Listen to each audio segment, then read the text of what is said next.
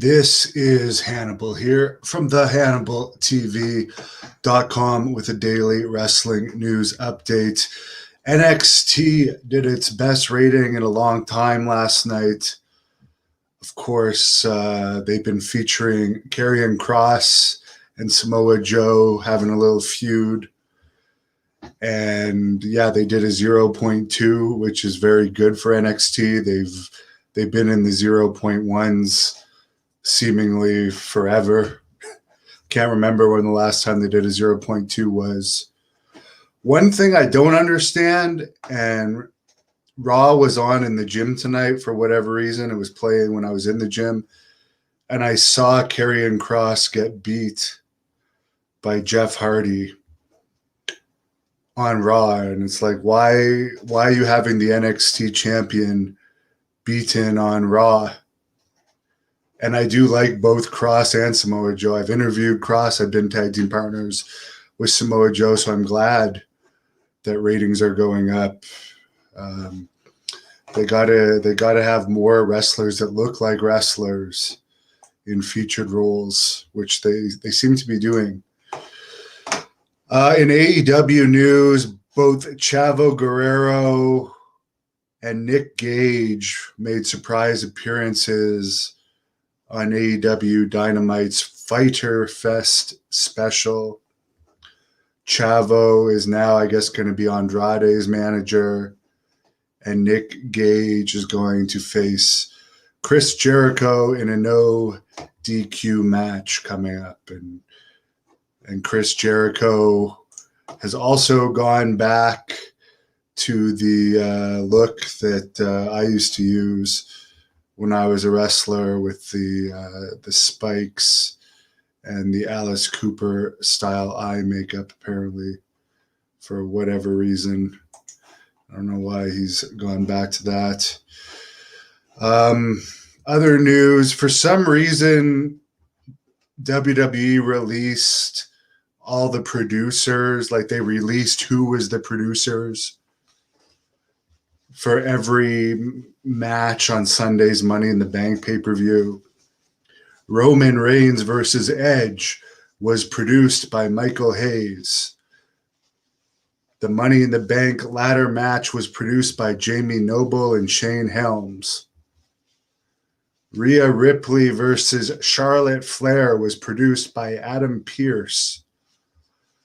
Bobby Lashley and Kofi Kingston was produced by Jason Jordan and JB Noble. AJ Styles and the Usos versus the Viking Raiders was produced by Chris Park, aka Abyss. The women's Money in the Bank ladder match was produced by Tyson Kidd and Pat Buck. And Rey and Dominic Mysterio versus the Usos was produced by Devon Dudley. I don't know why they want to just always break kayfabe so bad now. Basically say these are the people that told us what to do in the match. Because WWE is scripted down to the punch for television and pay-per-views. So could you imagine WrestleMania 6? First of all, I don't think they had that many agents in that day. They still called them agents. But could you imagine it comes out a couple days later, The Ultimate Warrior versus Hulk Hogan was produced by Pat Patterson. Just couldn't see it happening. What was it? Brutus Beefcake against Mr. Perfect was produced by Rene Goulet. What's the point? Why do you want to do that? Another thing I don't see the point of, WWF sent the Milwaukee Bucks custom title belts for their NBA Finals win. I don't like that they do that. Whenever teams win, whether it's the Stanley Cup, NBA Finals, Major League Baseball victory, they've done it for teams in pretty much every sport here and there. They'll give them all world titles. To me, it just makes the world titles have that much less value, because it's you don't see the owner of the NHL giving the NBA teams all Stanley Cups, for instance. Like, okay, you've won this, so now you're also the Stanley Cup champions. So you guys are now the NBA champions, and you're also all worthy of holding WWE titles. To me, it just makes no sense. I'm not for that kind of stuff. PCW Ultra returns October 22nd, 2021 to LA. I'm going to be there covering it for the Hannibal TV. We have a very good relationship with PCW Ultra. Big fan of PCW Ultra. This new promotion in Philadelphia running at the ECW Arena, I'm also going to be covering this event. And it's going to be pretty interesting. Rob Van Dam's going to be there, Sabu, Matt Hardy, and a mystery guest, Brian Cage. The former Buddy Murphy is going to be there. His real name is Matthew Adams. Billy Gunn's going to be there. Raven with this mystery agent of the Apocalypse versus Little Guido. And there's going to be more to be announced. And then, of course, the Bruiser Brody Cup. Night 1, you're going to see the Blood Hunter, my favorite wrestler, managed by Blaze, taking on the franchise. Shane Douglas. I do know the Blood Hunter is going to be in action against a former NXT star Night 2, but it has yet to be announced. I was supposed to interview Sergeant Buddy Lee Parker, also known as Sarge today, by the way. And I have no idea why, but this is the third time he's no-showed an interview on me. And what I don't get is I've seen in the time I've been trying to get him to do an interview, he's done interviews with some podcasts that don't even get like 100 views. And I literally am the most popular shoot interviewer. And it seems like he's constantly no-showing. So he's rescheduled for Friday. I'm a WCW fan, and I would love to interview him. So this is why I'm dealing with it, but let's hope he actually does it on Friday. By the way, as you can see here with Piper, the evil Piper, that is the look that Chris Jericho has gone back to now.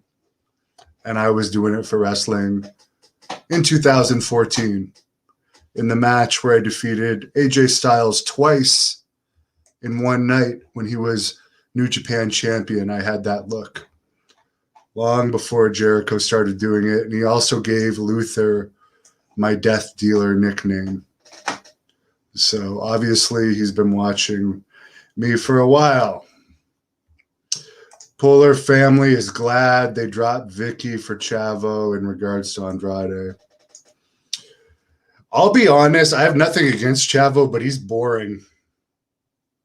And I've posted a bunch of his matches on here, not just from World Class Pro Wrestling, where he wrestled a lot, and I think he will be back to wrestling for them here and there.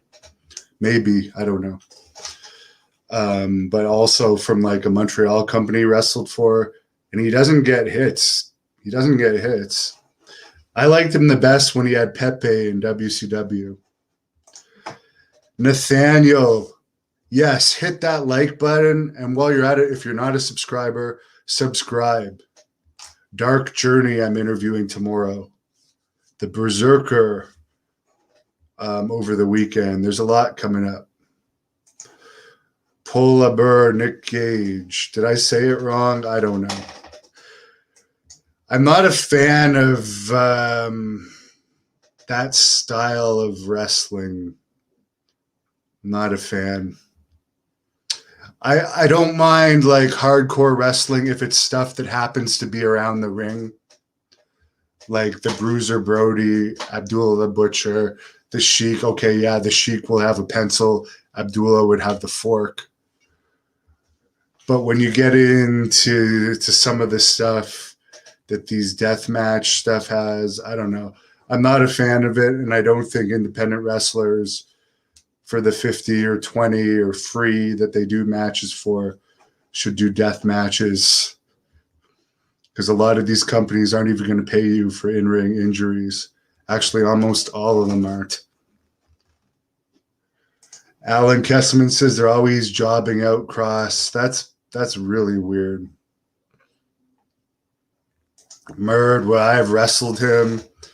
I have no interest now that I'm retired. And would I have wanted to when I was still active? No. I like to wrestle the AJ Styleses of the world, the Al Snows of the world. Gangrel, I wrestled. Savio Vega, I've wrestled. James Storm, plus all these 80s legends like Kamala, Honky Tonk Man, Brutus Beefcake, Lanny Poffo, guys that I grew up idolizing. The Harry Smiths I've wrestled in Stampede. TJ Wilson, Ted Hart I've wrestled in Stampede. I like wrestling. And yeah, he's another one that wrestles in street clothes. I'm not a fan of that. Roland Curtis tips me $4.99 and says Ricky Steamboat told the story of Randy Savage calling him to write out their match at WrestleMania 3. Does that mean Randy Savage was the producer? In those days, honestly, it was a lot different. They wouldn't, from what I understand, from all the guys I've talked to and have become friends with over the years, they wouldn't go move for move. I mean, by the time I started doing WWE extra jobs in 2004, they were like scripting everything. So I'm not sure when it started. It would be probably safe to say it started to get a lot more scripted during the Attitude Era. But I don't think, as you say, I don't think Randy would have been the producer. They would have still had somebody in charge of giving them the finish to the match. And that person may have like told them how long they had to go. And Randy may have built the match based on that. But no, he wouldn't have been the formal producer, I don't think. But someone would have approved that, obviously. No, I do not think I inspired Jericho, but definitely I was doing that look before. That picture of me was taken in 2014.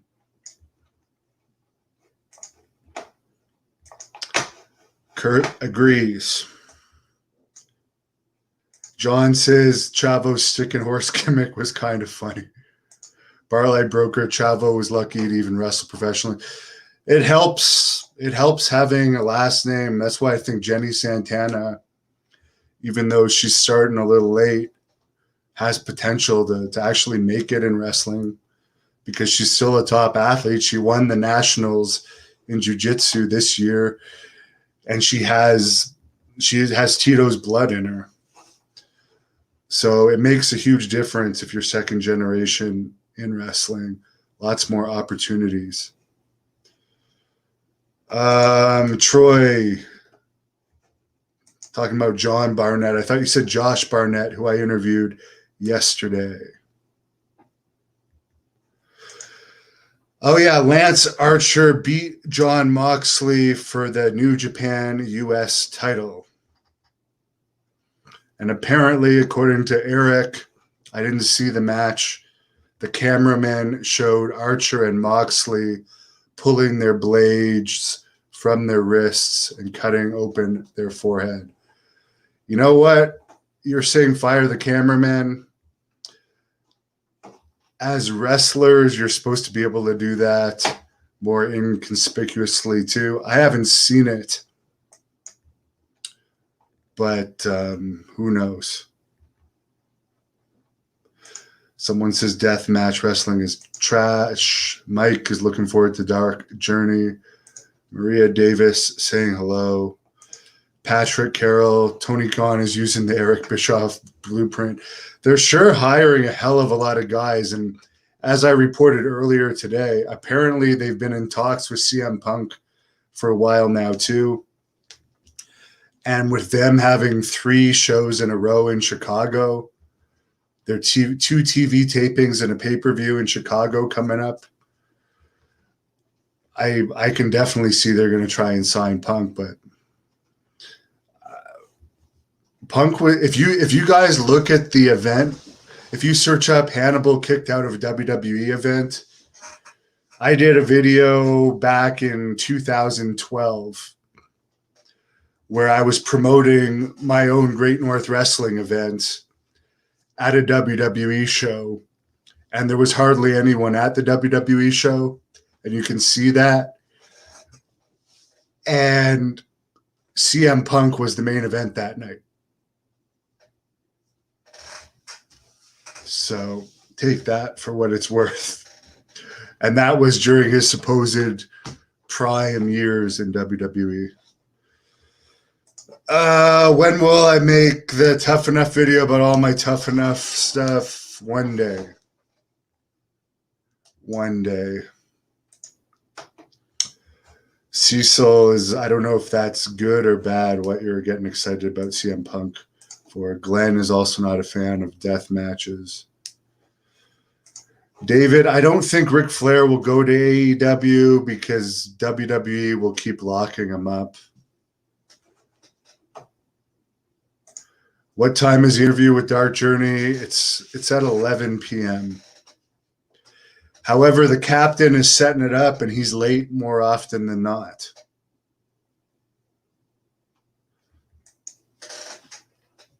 Not a fan of hardcore wrestling. Lots of people on here.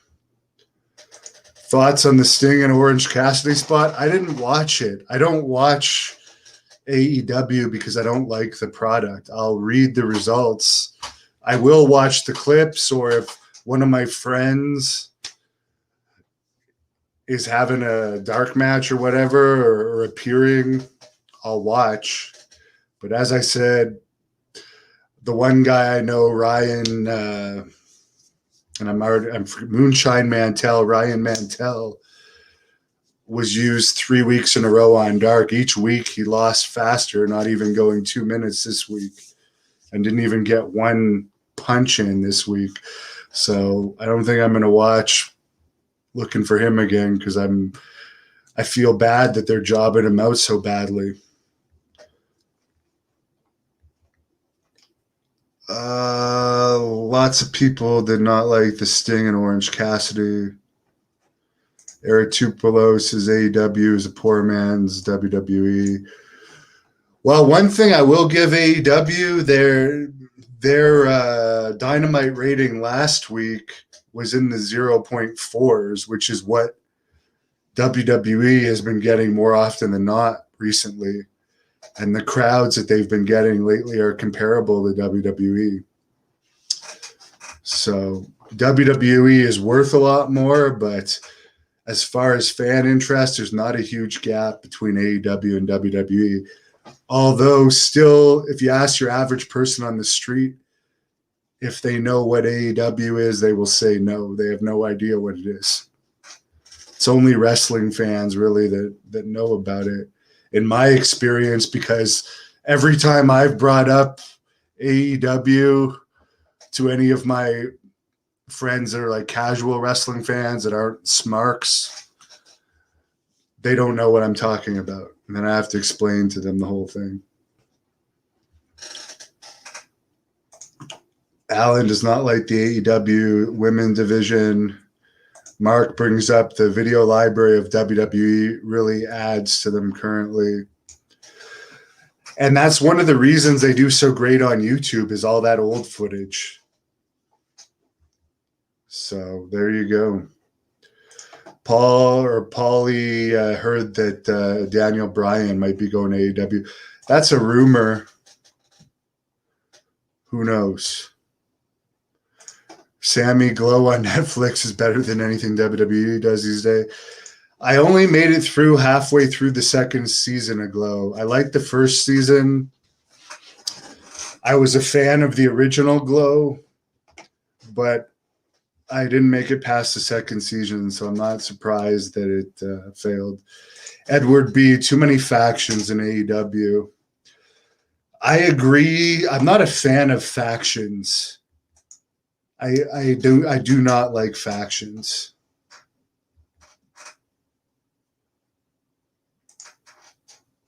What about, I don't know what you mean, NWA Twitter, we're making fun of Chris Jericho. Who knows?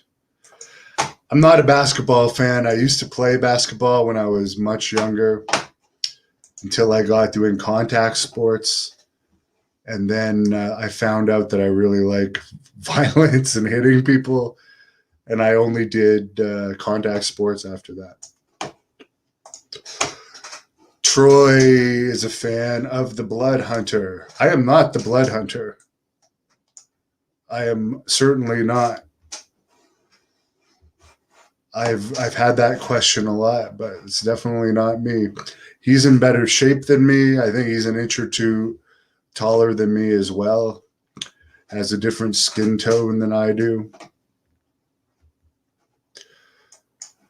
Eric, what do I think of the new Championship Wrestling from Florida relaunch? Well, I did post their inaugural event on this channel with the permission of their owner. I don't know when their next show is going to be. I know they didn't have the greatest crowd for the first event.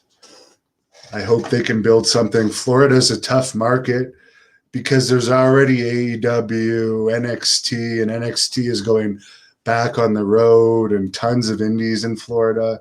So that's a tough market for sure. All right, folks.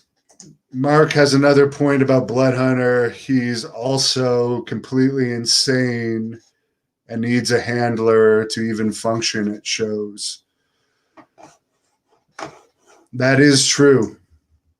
He's always had either Kevin Sullivan with him, Selena De La Renta, there's rumors that she's not actually going to WWE now. I've heard from numerous sources. So who knows what's going to happen with her. Melina's come out with him before. So and then there's Blaze. And Blaze is, by the way, she can bench press 315 pounds. She's like 5'11". If anyone can handle it, it's Blaze. Louis says Selena's too much of a bitch. Who knows? Who knows? She might still be going. I don't know what it is or what it isn't, but I've heard from one person connected with MLW that they heard from somebody she wasn't actually signed. And I heard that she's back doing indie appearances. So who knows? Who knows? I do know from my own experience with WWE, it took them like 7 weeks after my tryout just to get me the contract. And then it was like another 8 weeks before they even sent me to my medical. So the hiring process is long. Is Goldberg going to beat Lashley? I would like to see that, honestly, just because everyone expects Goldberg not to, because supposedly he only has one match left on his contract, and I like surprises. So, who knows? I'm going to call it a night, though. Thanks for all the questions. Thanks for the tips. I'm going to head out and run in a minute, just finishing my water. And subscribe. There's tons of good interviews coming up. And follow us on Instagram, Facebook, and Twitter at The Hannibal TV, particularly Facebook, where we stream all of our live streams now. Thank you for watching The Hannibal TV. Please like this video if you enjoyed it, and click the subscribe button to not miss any of our latest shoot interviews, match videos, or news updates. Support us on patreon.com for